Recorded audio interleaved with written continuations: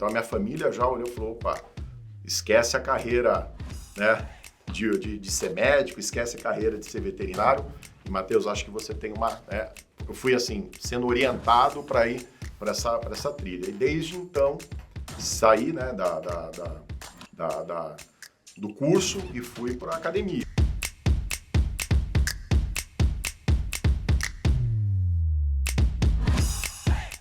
Um dia de muita alegria para nós aqui no estúdio da NetGlobe, onde estamos produzindo os conteúdos da entrevista 50 CIOs. Matheus Bergamo é o meu convidado neste momento. Matheus, muito obrigado, uma honra te receber.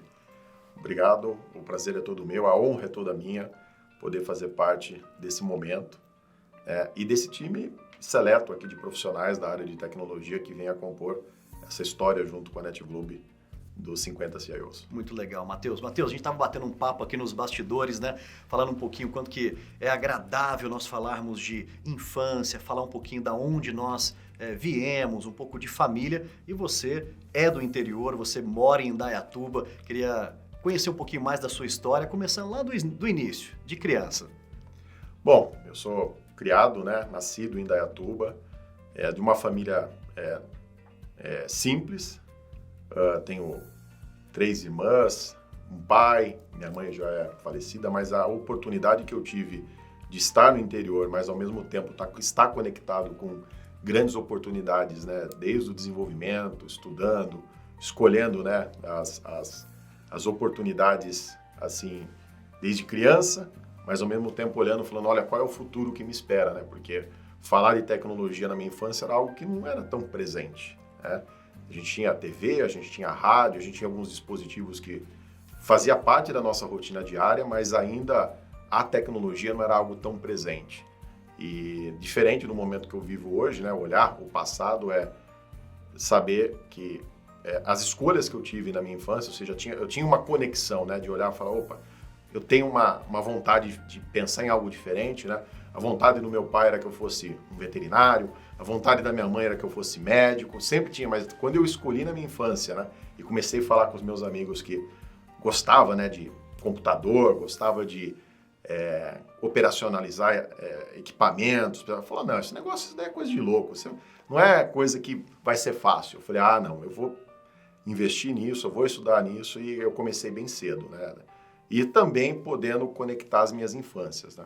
Então eu não deixei de ter os amigos, de estar presente nos eventos, né, familiares, mas ao mesmo tempo conseguir equilibrar a carreira do estudo, né, aprofundando, né, desde o início na carreira na época a gente chamava de informática, né, não era nem chamado de tecnologia da informação. É verdade. E poder olhar, né, para o futuro e pensar no presente e falar, olha, e aí, o que eu tenho hoje de caminho a cumprir, né? E é uma longa jornada, né?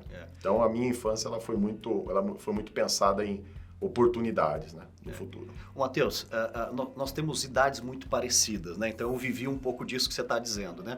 Na nossa época, a tecnologia que permeava no nosso dia a dia, né, eram ali os videogames, né, ou seja, os videogames iniciais, os jogos que tinham ali.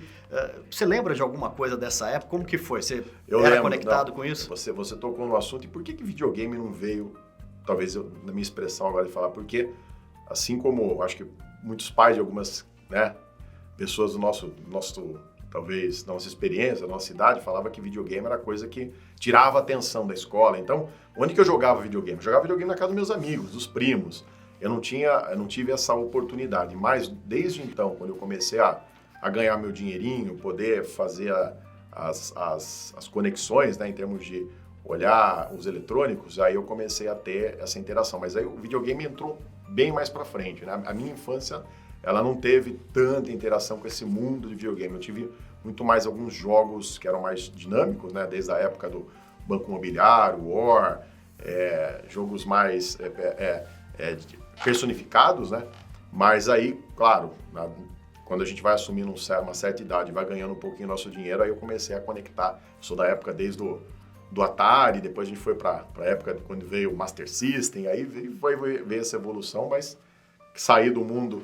E claro, o primeiro jogo, não sei se todo mundo vai lembrar, mas tinha o Prince of Persia, né? Quando sobrava um tempinho ali que a gente, das aulas de Pascal, das aulas de COBOL, a gente ia brincar com Prince of Persia no PC ali. Que legal. Matheus, você está trazendo uma época muito gostosa, que é aquela época que a gente começa a ter alguns insights, né? Quando a gente tem a oportunidade de estar numa família que apoia, né? São os primeiros cursos, né? As primeiras aulas ali e tal. E você teve uma particularidade muito legal que foi começar ali, né, na People, assim, nem sei se a People hoje ainda tem a People, mas assim, eu lembro que naquela época ela era super importante, né? E como que foi isso para você? Aprender, né, através dessa base? Eu vou fazer uma conexão, você falou do momento importante, porque eu comecei cedo, a gente está falando na idade de 13, 14 anos, eu morava em Indaiatuba, mas eu tinha que vir fazer curso em Campinas, porque a People Computação não tinha na minha cidade, né? Era coisa assim que quem dava treinamento eram pessoas que trabalhavam, né? E eu vim, com 13, 14 anos, começar a fazer os cursos aqui em Campinas, que tinha People Anchieta, na avenida, ali perto da prefeitura. É verdade. E foi o meu primeiro contato mesmo, assim, com guiado, né? Em termos de entender o que é um sistema operacional, até as aplicações que compunham, né, sistema operacional, desde a época do Lotus 1, 2 e 3, planilhas eletrônicas, WordStar, e meu primeiro contato com linguagem de programação, que foi o Basic, né, bancos de dados de Basic. Então, a People foi, para mim, a base para eu entender que separar o que seria operar computador, geralmente o operador de computador trabalhava em cima de um sistema que já era desenvolvido. E começar a ir para um profissionalismo, né? Mas, e microinformática, computação não era acessível para qualquer um. Era caro, né? Você ter um PC numa casa não era algo que era de fácil acesso. Então, eu tive o privilégio da minha família pagar esse curso e dado, né, a minha vontade, né, vontade de aprender, me dedicar e acho que muito, assim, direcionado aos meus propósitos, a People para mim foi o berço onde terminei o curso, eu já recebi o convite para ser monitor de sala de aula. Então, dali eu já falei, opa, peraí, acho que algo está conectado, né? Então, a minha família já olhou e falou, opa, esquece a carreira, né, de ser médico, esquece a carreira de ser veterinário. E, Matheus, acho que você tem eu fui, assim, sendo orientado para ir para essa trilha. E, desde então, saí, né, do curso e fui para a academia. Aí, fui para a Escola Técnica aqui de Campinas, né, onde estudei no Cutuca, depois segui, né, a parte universitária e sempre olhando nesse mundo, né, de conexão entre linguagem de programação, rede, qual era o caminho que estava sendo convergido, né? Linguagem de programação estava numa ascensão enorme, saindo de linguagem estruturada para linguagem objeto, e eu fui acompanhando, né, finalzinho da década de 90 para 2000, e aí, né, até o advento do mundo da internet. Né? Muito legal. Matheus, e chega um momento do trabalho, né? Aquela coisa de escolher, né? A academia está indo bem, os cursos estão indo bem, e aí começa aquela busca de ter as primeiras experiências. E a nossa região sempre foi muito bem servida de oportunidades, grandes companhias e tudo mais. Como que foi o seu início olhando o trabalho? Renato, mais uma vez, né? Além de eu ter tido a vontade, né, a determinação, eu acho que eu também tive muita sorte nas oportunidades profissionais.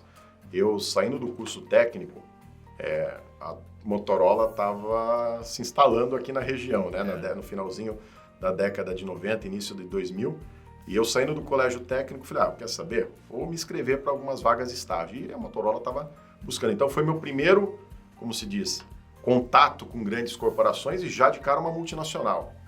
E finalzinho, né, de 98 para 99, eu estava saindo do curso técnico, embarquei, foi meu primeiro contato, então fui trabalhar na área de suporte, desenvolvimento, a programação, e ao mesmo tempo dava treinamento, porque eles estavam implementando o primeiro RP, que era o Oracle lá, então eu era uma pessoa que multitarefa, né, na parte de suporte, e que você falou, aqui na nossa região, nesse período, tinha a Motorola, tinha IBM, tinha o CPQD, tinha a Nortel, tinha a Alcatel, e assim, a gente tinha oportunidades para fazer as escolhas, né? Não está diferente hoje, mas a gente tinha na época um celeiro muito grande, né, de grandes empresas para quem queria começar, né? E foi dali que eu comecei a evoluir no mundo corporativo, né, como profissional de tecnologia.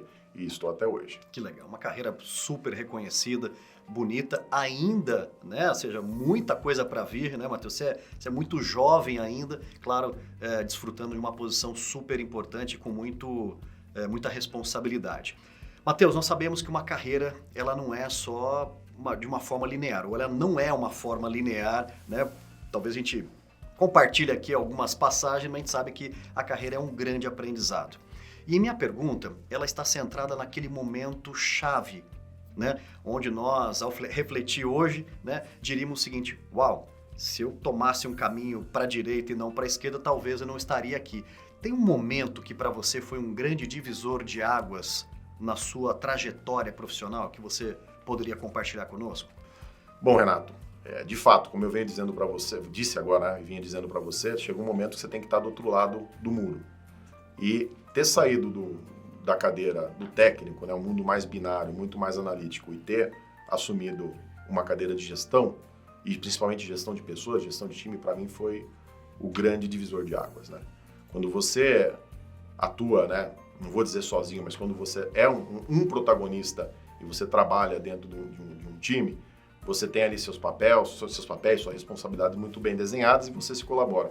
A partir do momento que você passa a gerir esse time e cuidar de pessoas e atuar, né, como protagonista de um gestor de grandes times, você tem que entender que você, primeiro, tem que pensar em pessoas de alta performance, você tem que trazer as pessoas para dentro de uma perspectiva ampla, para que todo mundo tenha clareza do caminho, de quais são as metas, de quais são os desafios, e assumir a cadeira de gestão, para mim, foi o grande divisor de águas. Eu acredito que não só foi o grande divisor de águas, mas ter tido essa disciplina, né, de olhar pessoas, muito mais do que só uma cadeira técnica, para mim eu acho que é o fator de sucesso de eu ter conseguido dar continuidade na carreira de gestão.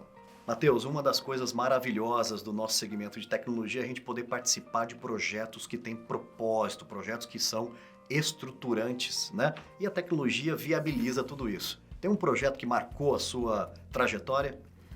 Olha, Renato, eu acho que quem trabalha com tecnologia, todo dia trabalha com projetos e trabalha com desafios e trajetórias, mas é o que eu falo, né? Eu falo para todo mundo que eu tenho um convívio que foi ter trabalhado nesse projeto da Mires, né? Acreditar num negócio, num produto, num serviço que ainda não existia, era um desafio para todo mundo, né? Porque você não está vendendo sonho, você está vendendo propósito. Mas receber o desafio de montar uma área de tecnologia onde não tinha o produto, né? Ou seja, você não tinha nada materializado.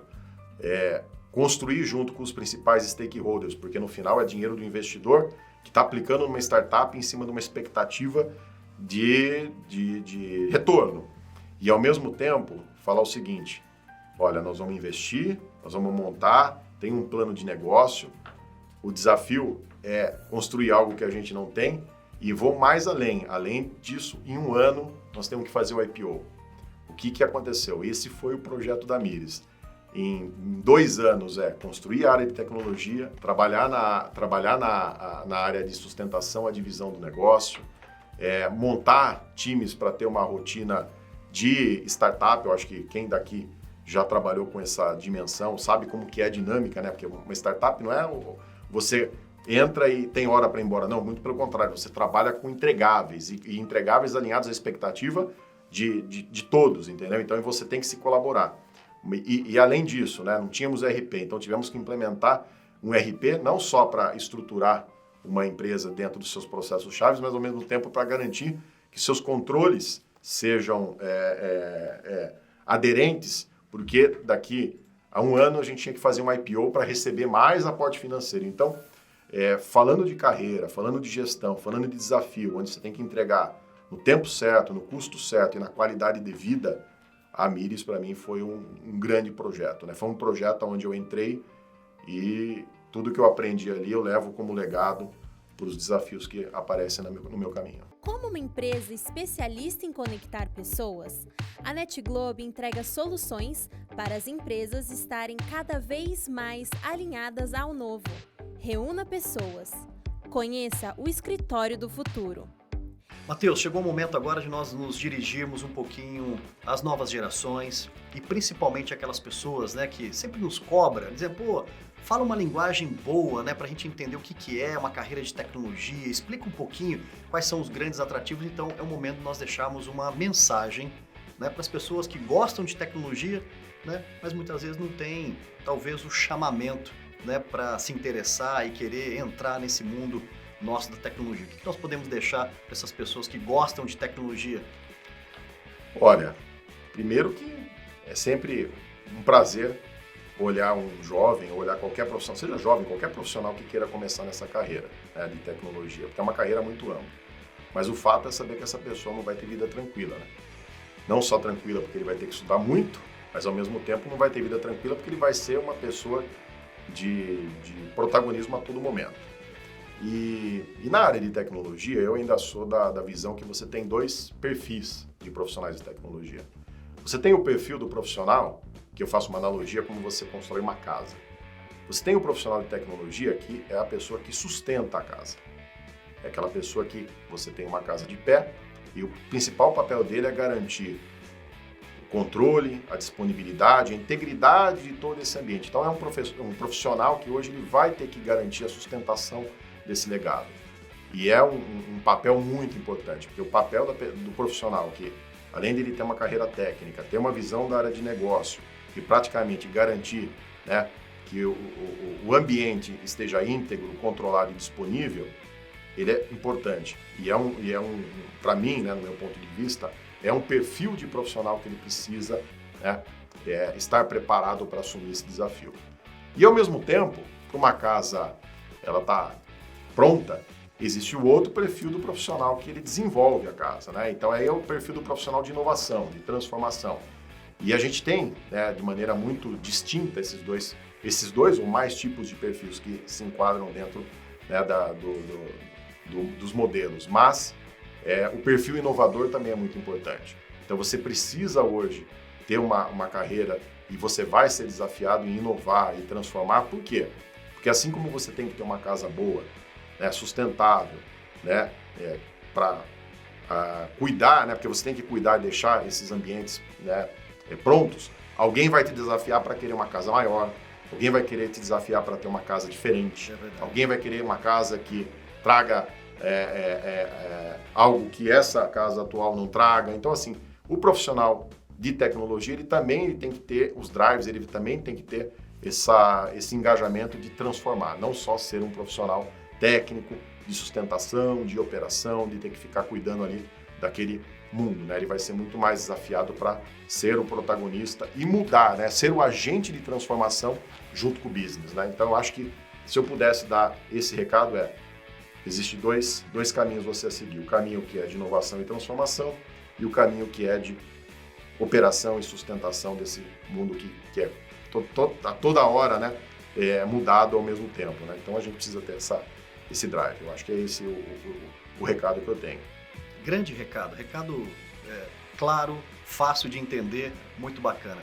Matheus Bergamo, muito obrigado, parabéns pela sua trajetória, que história bacana, e que nós sigamos aqui acompanhando a sua trajetória, porque eu sei que tem muita coisa boa para vir aí. Muito obrigado, Matheus. Obrigado, Renato, o prazer é todo meu.